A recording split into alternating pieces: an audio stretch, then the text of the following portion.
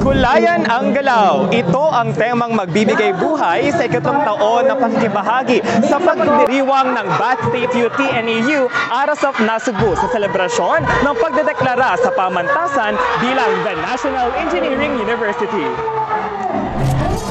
Bit-bit ang kanilang mga pambasa at makukulay na kasuotan, handang-handa na ang Red Spartan community sa unang araw ng taunang selebrasyon ng saya at kultura.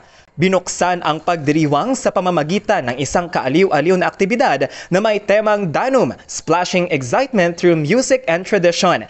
Samantala, tampok ang pagdagsa ng mga mag-aaral, faculty and staffs, dala ang kanilang mga pambasa para makibahagi sa naturang pagdiriwang.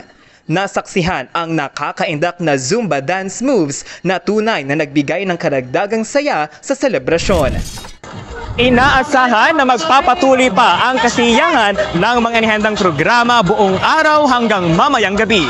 Para sa Bat State Ulat, ako si J.M. Villahin ng DWBX 96.5, The Voice and Rhythm of the Sea.